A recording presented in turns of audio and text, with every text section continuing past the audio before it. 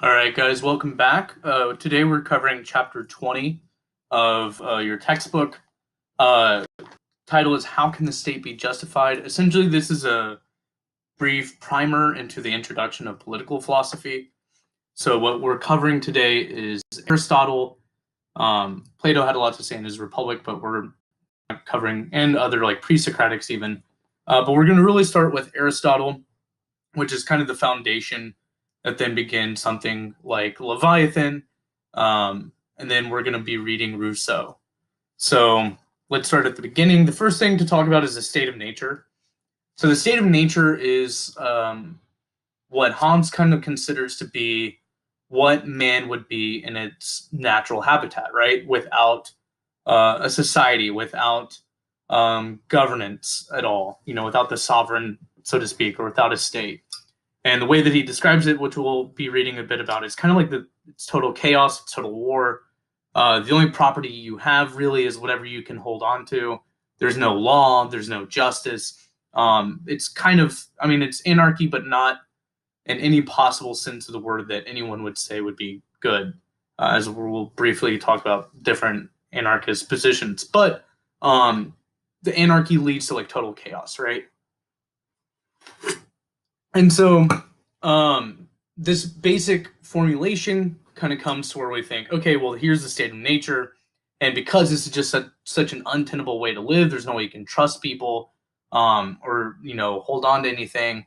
You're always like in this state of chaos and panic. So instead, we need to form some sort of sovereign state that can ensure some of our basic civil liberties. But yeah, so that is the state of nature. At the bottom of 1021, it says, Thomas Hobbes proposes this remarkable thought experiment in his Leviathan. Part of what is so remarkable is that he thought he could provide a definite or definitive statement of what life would be like in the state of nature. In a world without authority, a world without public standards and enforcers, a world in which we must each rely on our own judgment and powers, we would face, Hobbes says, a war of all against all. Not that we might, not that we could, but that we would. In the absence of a political authority, Hobbes thinks human beings cannot live together in peace. So how do we get from that conclusion to a justification for the state? Assume, as Hobbes does, that a justification for the state is an argument directed toward each individual who is subject to the state authority.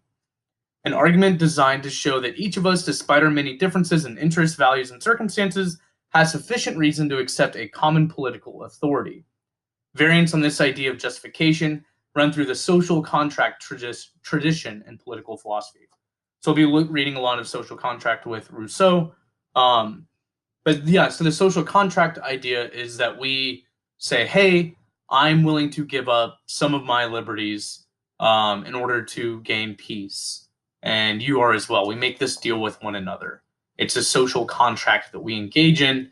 And that social contract is what allows something like a civilization or a society or a state to begin to grow and flourish. Moving on halfway through 1022, suppose that we each acknowledge a common political authority, a sovereign. That's a definition he gives for Hobbes. A sovereign is a common political authority, and Hobbes terms as having the right to rule. That authority makes and enforces public standards for conduct. You no longer need to rely solely on your own judgment of what is acceptable or of what is yours and what is mine. You no longer need to rely solely on your own capacity to protect yourself from people who may aggress against you, if only to protect themselves from what they judge to be your suspicious intentions. For these reasons, the authority can keep the peace, and from which it follows that we each have sufficient reason to accept the authority of a state. So that's part of the social contract for Hobbes. So Hobbes argues for an absolute sovereign. This is a political authority with unlimited rule and rule enforcing power. But then there's other views. There's three different types of anarchist views that they give, which on 1023 and 1024 you can read. I'm not really going to go into that just because that's not what we're reading for today. But it is interesting to look at these different anarchist positions. It is important to note, too, John Locke, whose doctrine of natural rights. These are rights we each have to protect ourselves and others from aggression.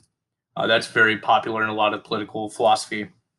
All right, so then if you don't have anarchism, what we could then have is instead limited authority. So that just basically talks about limited authority. It's like the complete sovereign state, but instead of having absolute authority, it's limited authority. This is most positions. I mean, the United States is one. A majority of countries really are. Those that aren't a complete monarchy or dictatorship or something of that nature, every other country is going to have some sort of limited authority. So on the top of 1025, it says, a more familiar argument for a state with limited authority is based on the contractualist idea of justification. According to the contractualist argument for limited authority, we do not have good reasons to submit to an unlimited authority. You might remember this from high school classes of English, right? Absolute power corrupts absolutely. That's kind of the main argument that contractualists will give for a limited authority. Like we want to instill like checks and balances, right? The division of labor, different branches of government, so to speak. By whom and for whom. Both the Hobbesian and limited authority versions of contractualist theory base their justifications of political authority on agreement among individuals. I mean, that's just a social contract theory.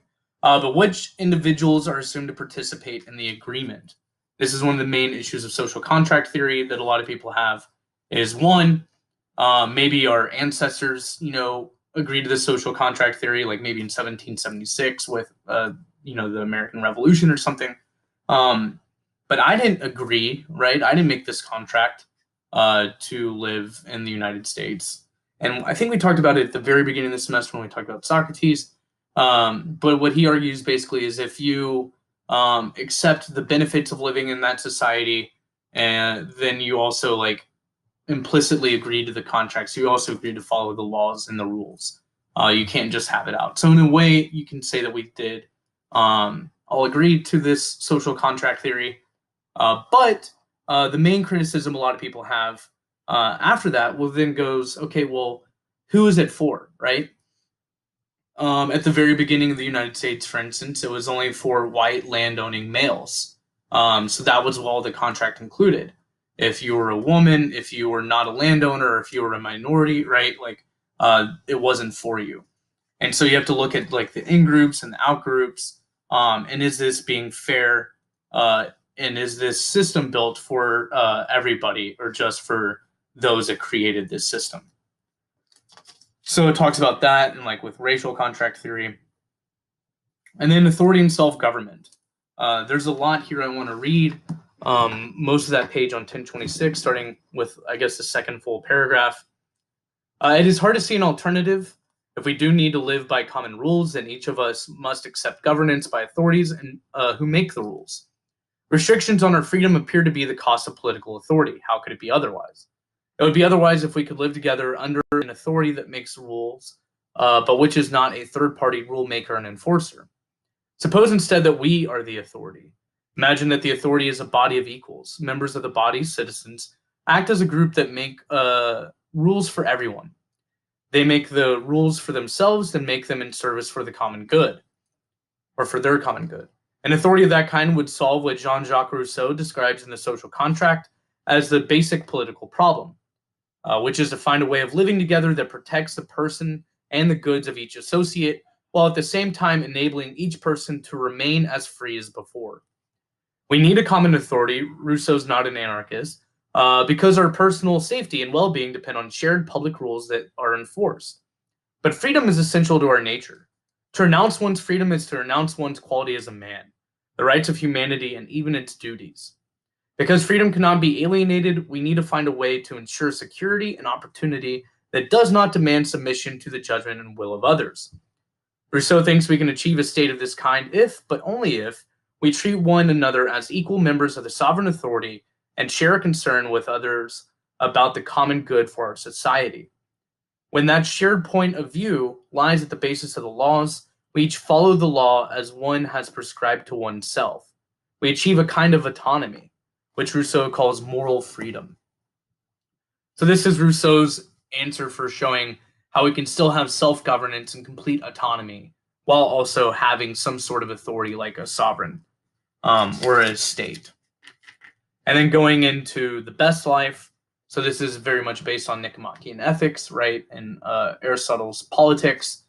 This is focused a lot from like his virtue ethics, but this is the Aristotelian way of understanding political philosophy.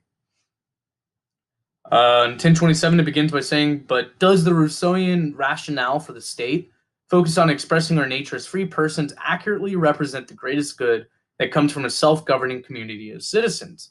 Aristotle suggests not. He offers a different account of what is at stake and a very different justification for the state, commonly described as perfectionist. That the perfectionist is the Aristotelian account. Our conclusion, he says, is that political society exists for the sake of noble actions and not of living together. Skipping a paragraph there, it says the best way to live, Aristotle argues, involves a virtuous exercise of our distinctive human powers of reasoning and deliberative judgment. The state is a body of citizens who govern themselves by playing a role in deliberative or judicial administration. And the great good that comes from having a state is that it provides an occasion and avenue or in venue for the virtuous exercise of those human powers. Though the state may come into existence for the sake of bare needs of life, Aristotle says it continues to exist not simply to sustain life, but for the sake of the good life. So for Aristotle and the perfectionist view, yeah, like we might originally agree to allow a state because it is necessary for the bare necessities of life, right? But we actually continue to follow the state because the state is what allows us to pursue perfection, right? It's to pursue the virtues. It's to have the good life for human flourishing to be maximized. So no, I mean, it makes sense given every other view that Aristotle holds. So without further ado, let's read Aristotle and his politics. Book 1, Part 1. Every state is a community of some kind, and every community is established with a view to some good. For everyone always acts in order to obtain that which they think good, but if all communities aim at some good, the state or political community, which is the highest of all, and which embraces all the rest, aims at good in a greater degree than any other, and at the highest good. So this is his talk of why the state will aim at the highest good. You know, why it is for living the best life. So then he talks about kind of how the state came to be. Like, look, you have male and female. That's the basis. Like, you have to have that in order to allow society to continue, you know, to the next generation. You have to reproduce. So you needed a male and a female. And then he says, naturally, with that, then comes a natural ruler and subject. What he says here is, for that which can foresee by the exercise of mind is by nature lord and master. And that which can by its body give effect to such foresight is a subject, and by nature a slave. Hence, master and slave have the same interest. So that is his view of making the basic family structure, right? So these two relationships, ruler and subject, male and female, the first thing that arises is a family. And he says Hesiod is right when he says first house and wife, and an ox for the plow. And then it continues by saying, the family is the association established by nature for the supply of men's everyday wants. When several families are united and the association aims at something more than the supply of daily needs, the first society to be formed is the village. So it says, look, like, hey, you're in this complete state of nature, if we're going to borrow the Hobbesian account, right? But everyone is kind of there without structure. Well, naturally, male and female are going to get together, you know, because that's how our society reproduces. And then from there, you also need someone who comes up with the ideas and someone who carries out the ideas, the brains and the bronze. And he says that's the ruler and the subject, or the slave and the master, right? And so he says that's what makes a family. And then all of a sudden you have a bunch of families that start to live near each other. That makes a village. And then from the village, it says when several villages are united into a single complete community, large enough to be nearly or quite self-sufficing, the state comes into existence, originating in the bare needs of life and continuing in existence for the sake of a good life. Moving down, hence it is evident that the state is a creation of nature, and that man is by nature a political animal. So that is important to note, is what he talks about with man being a political animal. And he goes on to say further down, it's a characteristic of man that he alone has any sense of good and evil, of just and unjust and the like, and the association of living beings who have this sense make a family and a state. And then at the very bottom of 1029, for man, when perfected, is the best of animals, but when separated from law and justice, he's the worst of all, since armed injustice is the more dangerous, and he is equipped at birth with arms meant to be used by intelligence and excellence, which he may use for the worst ends. That is why, if he has not excellence, he is the most unholy and most savage of animals, and the most full of lust and gluttony. But justice is the bond of men and states. For the administration of justice, which is the determination of what is just, is the principle of order and political society. So he says it's justice that holds us all together and what the state is to aim at. Cool. Moving on to book 2. Beginning of part 1, he says, he who would inquire into the essence and attributes of various kinds of government must first of all determine what a state is. A state is composite, like any other whole made up of many parts. These are the citizens who compose it. So a state is nothing more than the whole of all of its citizens. It is evident, therefore, that we must begin by asking who is a citizen and what is the meaning of the term. The citizen whom we are seeking to define is a citizen in the strictest sense, and his special characteristic is that he shares in the administration of justice and in offices. So the citizen is someone who shares in the administration of justice and in offices. So everyone has a duty or a role to play in the state of either administering justice or actually taking on political office. 1031, the very bottom of part 3, he says, he who has the power to take part in the deliberative or judicial administration of any state is said by us to be a citizen of that state. And speaking generally, a state is a body of citizens sufficing for the purposes of life. Moving on about halfway through that first paragraph of part 4, similarly, one citizen differs from another, but the salvation of the community is a common business of them all. So here again, he's just kind of describing what it is for there to be a citizen, what makes a citizen. Hence, it is evident that the good citizen need not of necessity possess the excellence which makes a good man. That's important to understand. He thinks it's evident that in order to be a good citizen, you don't have to possess the qualities of being a good man.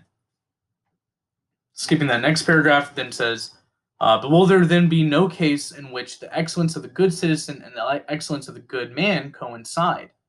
To this we answer that the good ruler is a good and wise man, but the citizen need not be wise.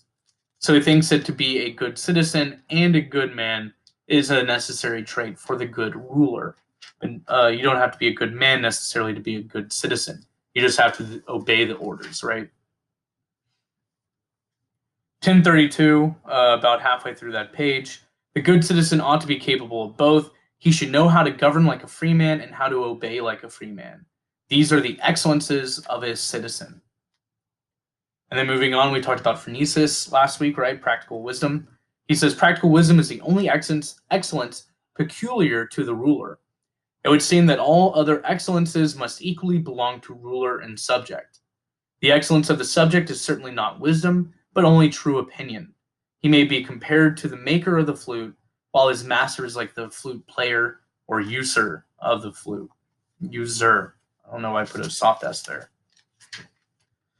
All right, and then wrapping up on 1034, reading that last part, he says, it is clear then that a state is not a mere society having a common place, established for the prevention of mutual crime and for the sake of exchange.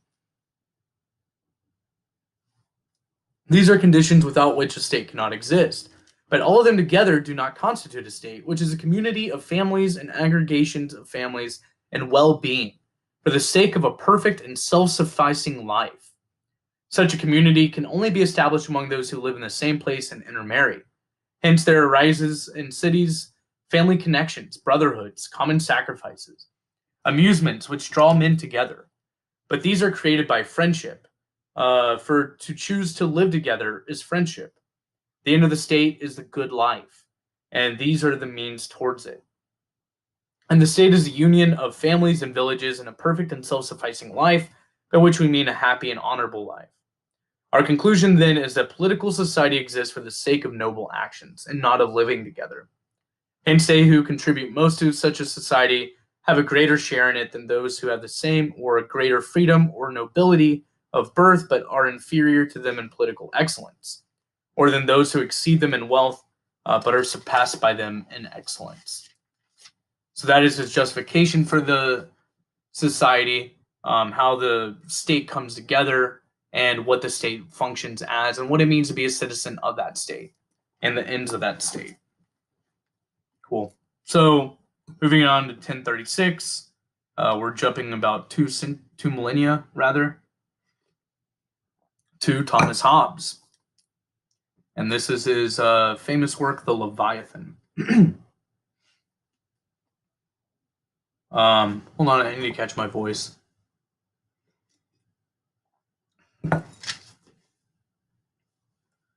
Testing.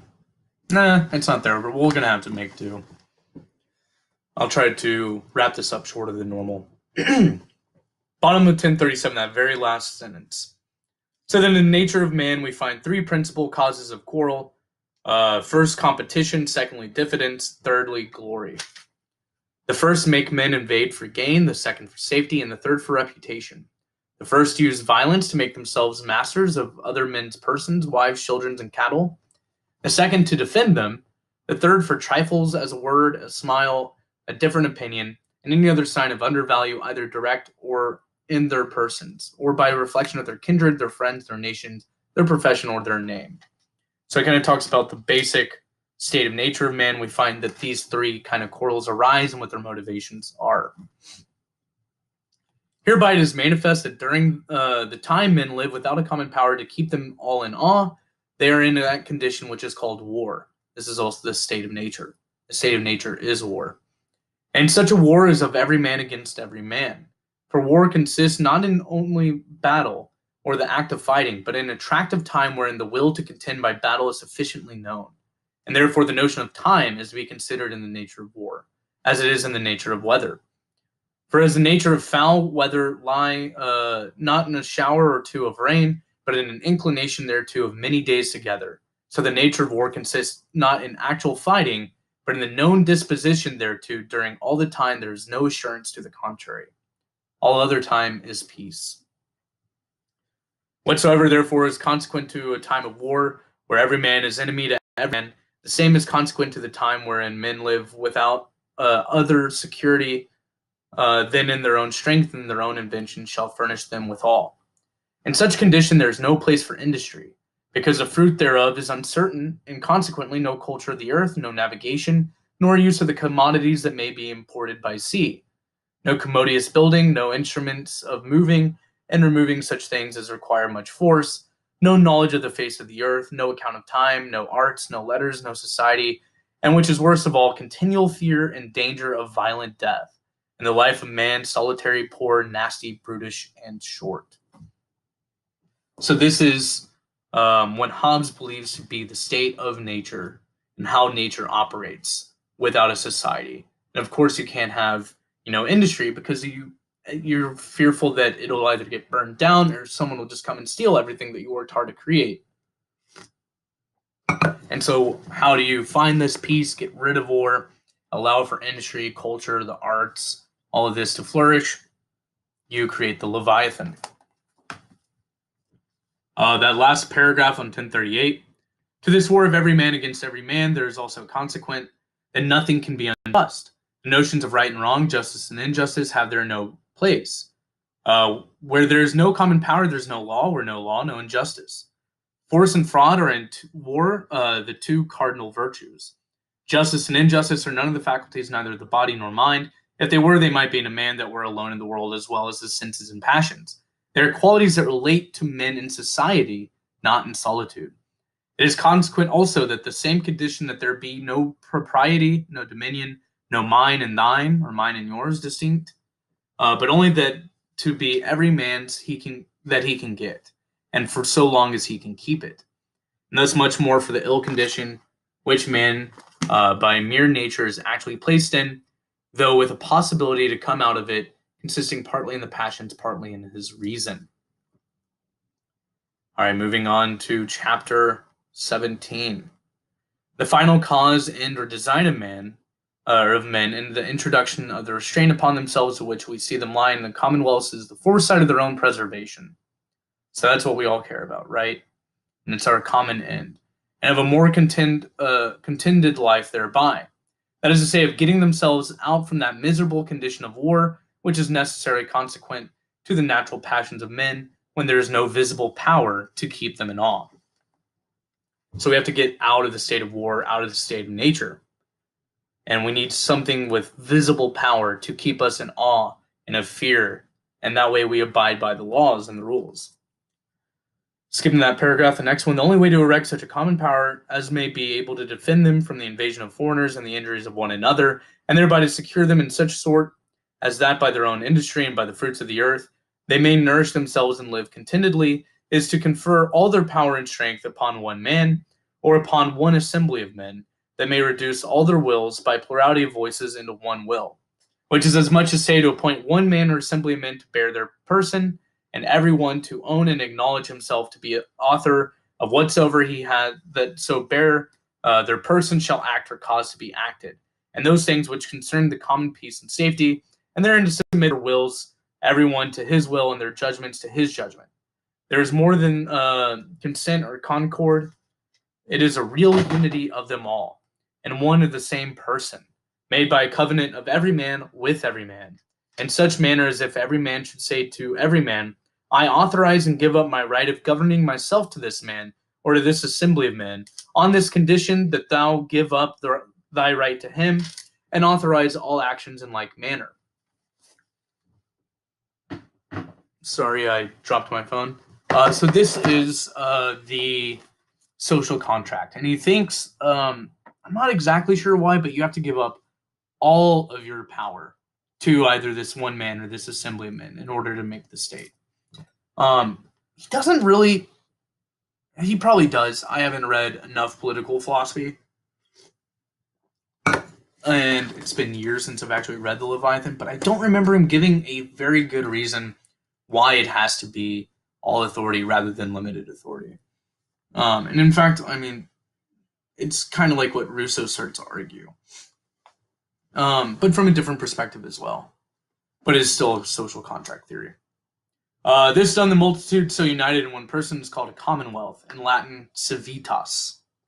This is the generation of the great Leviathan, rather to speak more reverently of that mortal God to which we owe, under the immortal God, our peace and defense. So basically, we are creating a mortal God that rules all. For by this authority given him by every particular man in the commonwealth, he had the use of so much power and strength conferred on him that by terror thereof he is enabled to conform the wills of them all to peace at home and mutual aid against their enemies abroad.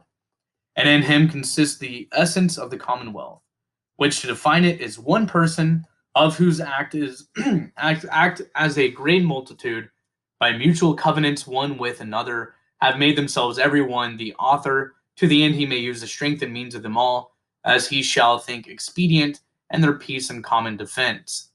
And he that carry this person is called sovereign, and said to have sovereign power, and everyone besides is subject. All right, so let's move on to chapter 18. Still not quite caught my voice yet, but we're powering through. A commonwealth is said to be instituted when a multitude of men do agree and covenant every one with everyone, that to whatsoever man or assembly of men shall be given by their major part of the right to present the person of them all, that is to say, by their representative, everyone, as we all have said, that voted for it, as that he voted against it, shall authorize all the actions and judgments of that man or assembly of men, in the same manner as if they were his own, to the end to live peaceably among themselves and be protected against other men. From this institution of a commonwealth are derived all the rights and faculties of him or them on whom the sovereign power is conferred by the consent of the people assembled. So this is where the power and the rights and the faculties come from. It's from the consent of all the people assembled that create this Leviathan. So here are the rights and faculties. First, because they covenant, it is to be understood that they are not obliged by former covenant to anything repugnant hereunto. So you're not obligated to follow any former covenants. Secondly, because the right of bearing the person of them all is given to him that makes sovereign by covenant only of one to another, and not of him to any of them, there can happen no breach of covenant on the part of the sovereign. And consequently, none of his subjects, by any pretense of forfeiture, can be freed from his subjection. So because you create the sovereign, and it's mutual, and it's all power given by all these people, there's no way for the sovereign to break the contract, and there's no way for anyone to be freed from the subjection of the sovereign. Thirdly, because a major part has by consisting voices declared a sovereign, he that dissented must now consent with the rest, that is, be contended to avow all the actions he shall do, or else justly be destroyed by the rest. So if you're not a part of the social contract where the contract was made, you either have to get in line or you're going to be destroyed. For if he voluntarily entered into the congregation of them that were assembled, he sufficiently declared thereby his will and therefore tacitly covenanted to stand to what the major part should ordain. And therefore, if he refuse to stand thereto or make protestation against any of their decrees, he does contrary to his covenant and therefore unjustly. Again, this is kind of what I was talking about with what was given through what Socrates said. And whether he be of the congregation or not, whether his consent be asked or not, he must either submit to their decrees or be left in the condition of war which he was in before. So you're kicked out and you're left alone in the state of nature in the condition of war, wherein he might, without injustice, be destroyed by any man whatsoever. Fourthly, because of every subject is by the institution author of all the actions and judgments of the sovereign instituted, it follows that whatsoever he does, it could be no injury to any of his subjects, nor ought to be by any of them accused of injustice. So because the sovereign is given all of his authority from the people, there's no way that the sovereign can do any harm to the people, to the subjects, because his power is derived from the subjects. Fifthly, and consequently to that which was said last, no man that has sovereign power can justly be put to death, or otherwise in any manner by his subjects punished. For seeing every subject is author to the action of his sovereign, he punished another for the actions committed by himself. So again, this is because all the power comes from the subjects. I apologize. Sixthly, it is annexed to the sovereignty to be judge of what opinions and doctrines are reverse, and what conducing to peace, and consequently on what occasions, how far and what men are to be trusted withal, and speaking to multitudes of people, and who shall be examined the doctrines of all books before they were published. So that's just kind of the role of the sovereign. Seventhly, is annexed to the sovereign the whole power of prescribing the rules whereby every man may know what goods he may enjoy, what actions he may do without being molested of any of his subjects, and to this men call propriety. Eighthly, is annexed to the sovereign the right of judication. That is to say, of hearing and deciding all controversies which may arise concerning law, either civil or natural, or concerning fact. Ninthly, is annexed to the sovereignty the right of making war and peace with other nations and commonwealths, that is to say, of judging when it is for the public good, and how great forces are to be assembled, armed, and paid for that end, and to levy money upon the subjects to defray the expenses thereof.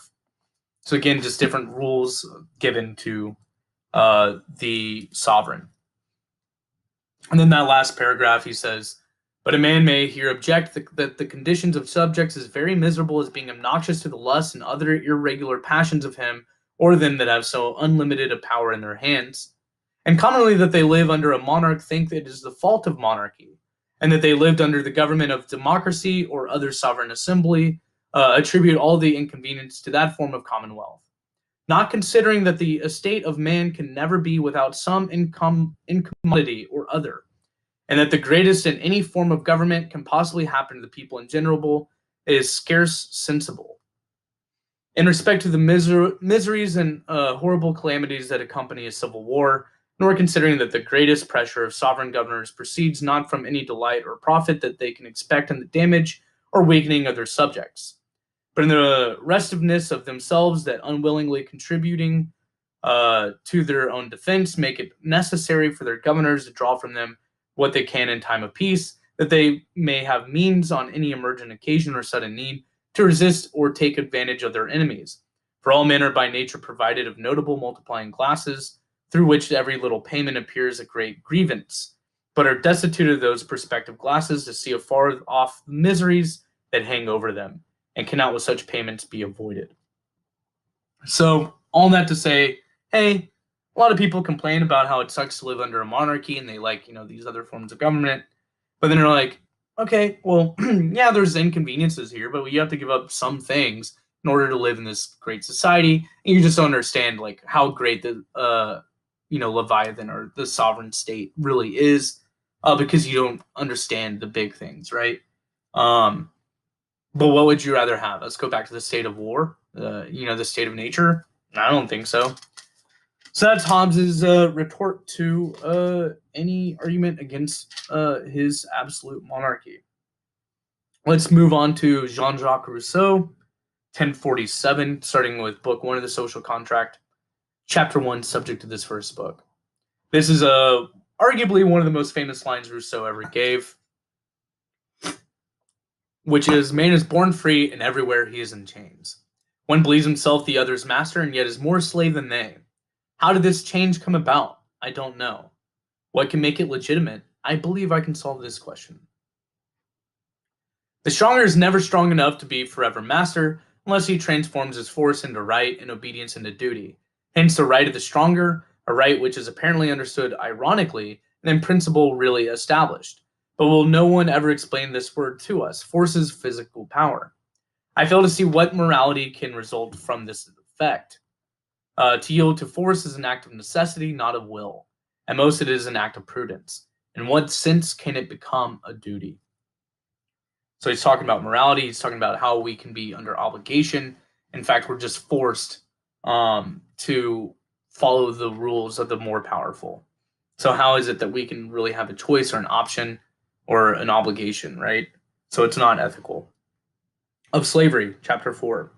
Since no man has a natural authority over his fellow man, and since force produces no right, conventions remain as a basis of all legitimate authority among men. So it's only about conventions. On 1048. To renounce one's freedom is to renounce one's quality as a man, the rights of humanity, and even its duties. There can be no possible compensation for someone who renounces everything. Such a renunciation is incompatible with the nature of man, and deprive one's will of all freedom is to deprive one's actions of all morality. Finally, a convention that stipulates absolute authority on one side and unlimited obedience on the other is vain and contradictory. So again, just kind of here he's establishing different things before he starts to get back into this actual social pact. Very bottom of 1048, he says, "The people, says Grotius, can give itself to a king. So that according to Grotius, a people is a people before giving itself to a king. That very gift is a civil act. It presupposes a public deliberation. Hence, before examining the act by which a people elects a king, it would be well to examine the act by which a people is a people. So before we can talk about a king or any kind of sovereign state, we must talk about what makes people people. For this act being necessarily prior to the other is the true foundation of society. Indeed, if there were no prior convention, then unless the election were unanimous, why would the minority be obliged to submit to the choice of the majority? And why would 100 who want a master have the right to vote on behalf of 10 who do not want one? The law of majority rule is itself something established by convention and presupposes unanimity at least once."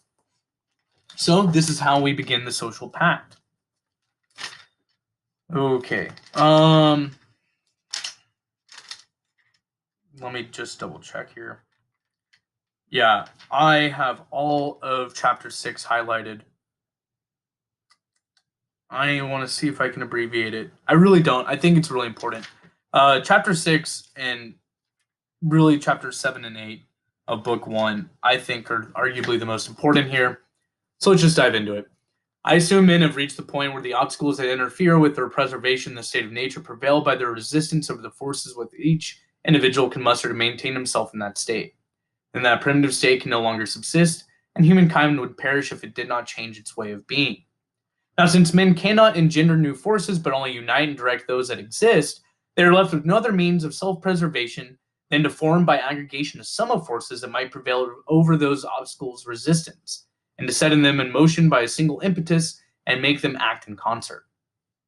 This sum of forces can arise only from cooperation of many, but since each man's force and freedom are his primary instruments of self-preservation, how can he commit with them without harming himself, and without neglecting the care he owes himself? This difficulty in relation to my subject can be stated in the following terms. To find a form of association that will defend and protect the persons and goods of each association, or each associate with the full common force, and by means of which each, uniting with all, nevertheless obey only himself and remain as free as before. So again, this is the idea of autonomy and how we can give our power but still be self-governing. This is the fundamental problem to which the social contract provides a solution.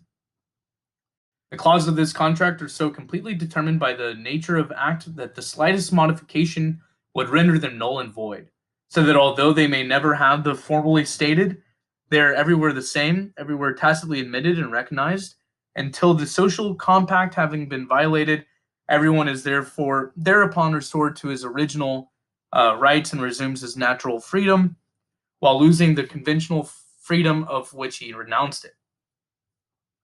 These clauses, rightly understood, all come down to just one, namely the total alienation of each associate with all of his rights to the whole community.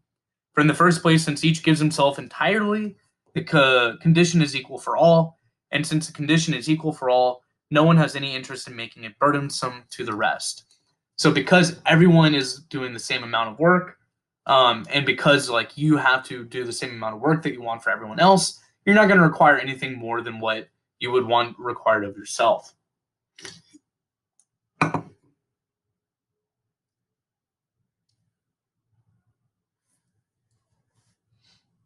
Moreover, since the alienation is made without reservation, the union is as perfect as it can be, and no associate has anything further to claim. For if individuals were left some rights, then since there would be no common superior who might adjudicate between them and in the public, each being judged in his own case on some issue, would soon claim to be so on all, the state of nature would subsist, and the association necessarily become tyrannical or empty. Finally, each by giving himself to all gives himself to no one. And since there is no associate over whom one does not acquire the same right as one grants him over oneself, one gains the equivalent of all one loses, and more force to preserve what one has. So you're giving of yourself to everybody, so you're giving yourself to nobody, and everyone's giving of themselves equally to you. So you actually get more, but you give up nothing. If then one sets aside everything that is not of the essence of the social compact, one finds that it can be reduced to the following terms. Each of us puts his person and his full power in common under the supreme direction of the general will, and in a body we receive each member as an indivisible part of the whole. And once in place of the private person of each contracting party, this act of association produces a moral and collective body made up of as many members as the assembly has voices, which receives by the same act its unity, its common self, its life, and its will. The public person thus formed by the union of all the others formerly assumed the name city, and now assumes that of republic or of body politic, which its members call state when it's passive, sovereign when active, power when comparing it to similar bodies. As for the associates, they collectively assume the name people and individually call themselves citizens as participants of the sovereign authority, and subjects as subjected to the laws of the state. But these terms are often confused and mistaken for one another, and it is enough to be able to distinguish them where they are used in their precise sense. So chapter 6 is kind of the juice of his idea, right? It's all talking about the social contract. The first 5 parts lead up to why we have the social contract, but 6 is laying it out and how it comes about. So then chapter 7 is where he starts to talk about the sovereign. This formula shows that the act of association involves a reciprocal engagement between the public and private individuals, and that each individual, by contracting, so to speak, with himself, finds himself engaged in a twofold relation, namely the member of the sovereign towards private individuals, and as members of the state towards the sovereign. So we're part of both. We're part of the sovereign, and we are a member of the state that are subjected to the sovereign. But here the maxim of civil right that no one is bound by engagements towards himself does not apply, for there is a great difference between assuming an obligation towards oneself and assuming a responsibility toward a whole of which one is part. It should also be noted that the public deliberation which can obligate all subjects towards the sovereign because of the two different relations in terms of each which each subject is viewed cannot, for the opposite reason, obligate the sovereign towards itself. So the sovereign cannot be obligated towards itself, and it is therefore contrary to the nature of the body politic for the sovereign to impose on itself a law which it cannot break. Since the sovereign can consider itself only in terms of one and the same relation, it is then in the same situation as a private individual contracting with himself, which shows that there is not, nor can there be, any kind of fundamental law that is obligatory for the body of the people, not even the social contract. This does not mean that the body cannot perfectly well enter into engagements with others about anything that does not detract from this contract, for with regard to foreigners, it becomes a simple being, an individual. But the body politic or sovereign, since it owes its being solely to the sanctity of the contract, can never obligate itself, even toward another, to anything that detracts from the original act, such as to alienate any part of itself or to subject itself to another sovereign. To violate the act by which it exists would be to annihilate itself. So it exists from the social contract. To violate the social contract, you're then annihilating the sovereign. It's, you destroy what makes it and keeps it going. So then it's in itself destroyed in the process. And what is nothing produces nothing. As soon as this multitude is thus united in one body, one cannot injure one of the members without attacking the body, and still less can one injure the body without the members being affected. Thus, duty and interest alike obligate the contracting parties to help one another, and the same men must strive to combine in this twofold relation all the advantages attendant on it. Now, the sovereign, since it is formed entirely of the individuals who make it up, has not and cannot have any interest contrary to theirs. Consequently, the sovereign power has no need of a guarantor toward the subjects, because it is impossible for the body to want to harm all of its members, and we shall see later that it cannot harm any of them in particular. The sovereign, by the mere fact that it is always everything it ought to be. All right, although, I don't know, I feel the same way with Hobbes as I do with Rousseau here. It's a bit idealized, but from a purely rational standpoint, it makes sense, right? Because the sovereign is made by the people, it can't violate the people.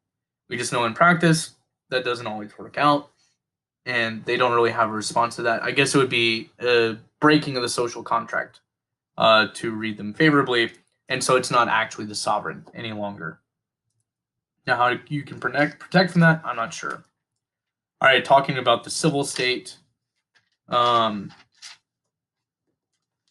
8.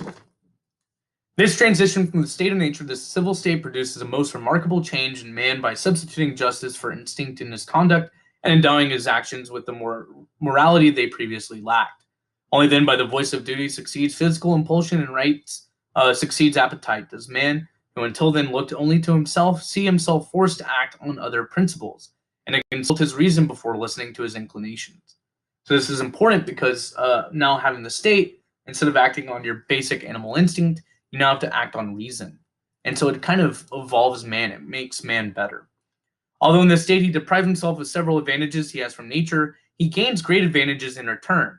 His faculties are exercised and developed, his ideas enlarged, his sentiments ennobled, his entire soul is elevated to such an extent that if the abuses of this new condition do not often degrade him to beneath the condition he has left, he should ceaselessly bless the happy moment which wrested him from it forever, and out of a stupid and bounded animal made an intelligent being and a man. So a remarkable process that happens here. Let us reduce this entire balance to terms easy to compare.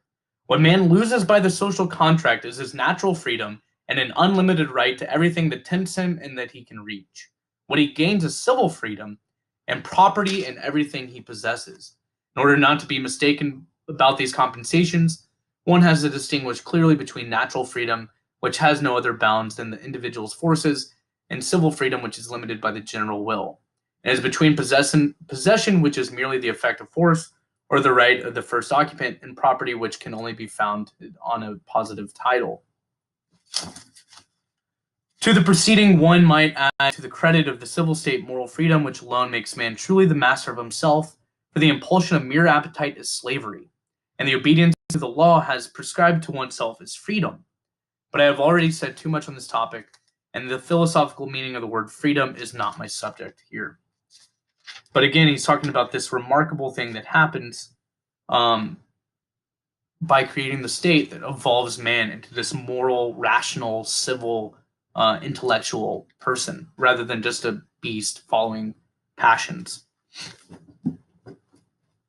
All right. Almost to the last page, book 2, chapter 4, the limits of the sovereign power. All the services a citizen can render to the state, he owes it to it as soon as the sovereign state requires them. But the sovereign, for its part, cannot burden the subjects with any shackles that are useless to the community. It cannot even will to do so. For under the law of reason, nothing is done without cause, any more than under the law of nature. The commitments which bind us to the social body are obligatory only because they are mutual, and their nature is such that in fulfilling them, one cannot work for the other without also working for oneself. Which is why the general will always upright, and why do all consistently will each one's happiness, if not because there is no one who does not appropriate the word each to himself, and think of himself as he votes for all. So again, like, you want everyone to succeed, because you're a part of everyone. So that means thereby that you are succeeding as well. Which proves the equality of right and notion of justice which it produces follows from each one's preference for himself, and hence from the nature of man, that the general will to be truly such must be so in its object as well as in its essence, that it must issue from all in order to apply to all, that it loses its natural rectitude when it tends towards some individual indeterminate object. Then judging what is foreign to us, we have no true principle of equity to guide us. In view of this, one has to understand that what generalizes the will is not so much the number of voices as it is the common interest which unites them.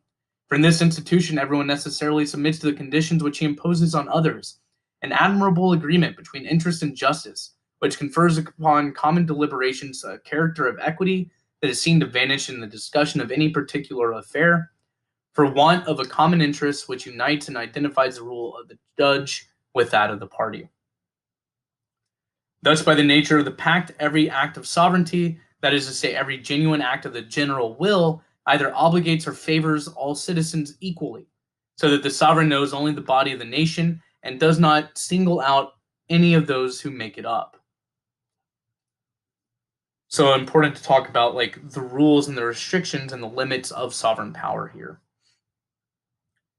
All right, second to last paragraph. From this, it is apparent that the sovereign power, absolute, sacred, and inviolable though it is, does not and cannot exceed the limits of the general conventions, and that everyone may fully dispose of such of his goods and freedoms as are left him by these conventions.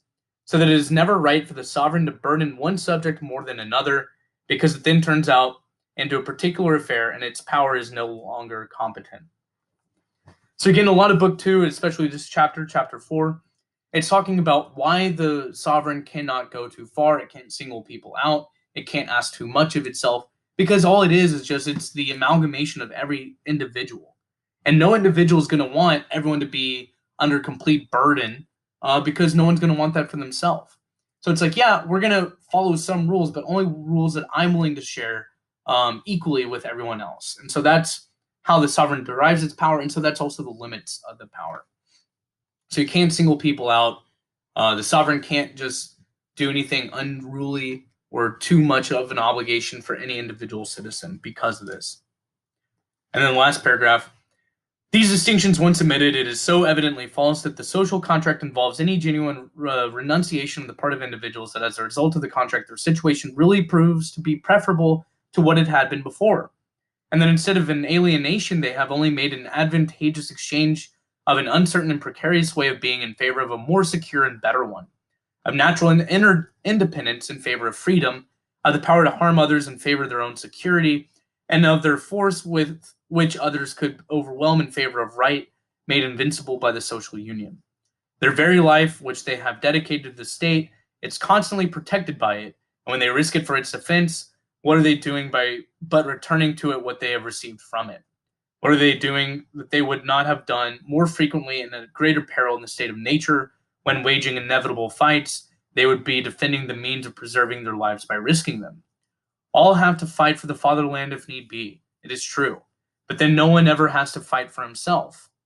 Isn't it nevertheless a gain to risk for the sake of what gives us security, just a part of what we would have to risk for our own sakes if we were deprived of this security? So talking about why it's better to live in this social contract. And what's interesting too is basically early to mid, really mostly mid 1700s is when Rousseau wrote, and he was a obviously very large influence on the founding fathers, and in fact they lived at the same time. Let me double check. I think he died like in late 1700s, like 1780s. Let me see. That should be, yeah, 1778. So 2 years after America gained independence is when Rousseau died. And so obviously, and especially reading A Social Contract, you can see how it greatly influenced, I mean, not only the French Revolution, but it greatly influenced the American Revolution. And a lot of the founding fathers of this country refer to Rousseau quite a bit when they were establishing this country. And obviously, as well, Hobbes had a good deal of influence on that as well. Yeah, so really interesting. You can kind of see this idea that people are looking into, both Aristotle and Hobbes and Rousseau, of like, how is it that the state is formed? What are the limits of the state? What can the state do? What is its purpose? What makes us a citizen? All of that.